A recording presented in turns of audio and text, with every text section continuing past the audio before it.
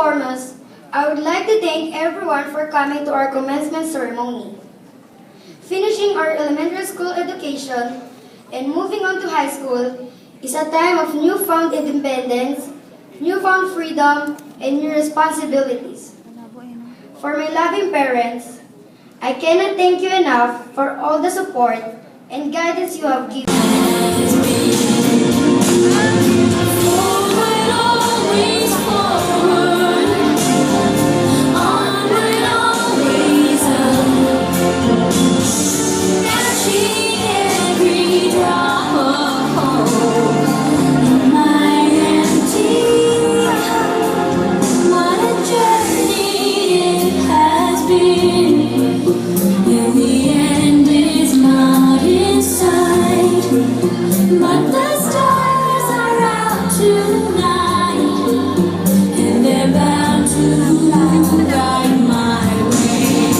When they're shining on my life, I can see a better day. I won't let the darkness in. What a journey has been. What a journey has been.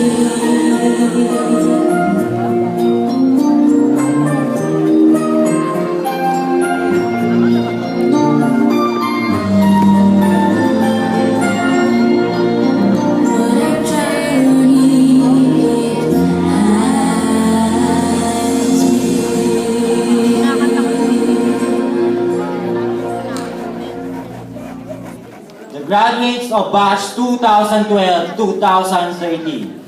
Let's give them a round of applause.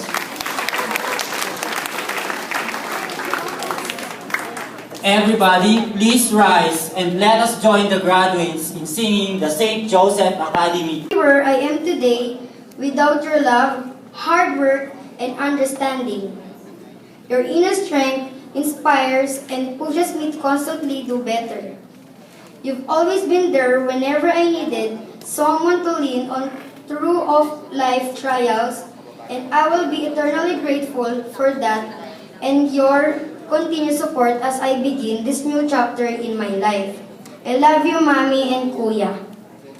Let us also thank God for His unceasing grace and guidance.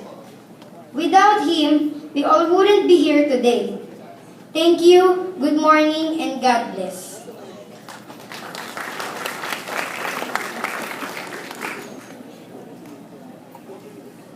Where I am today without your love, hard work, and understanding.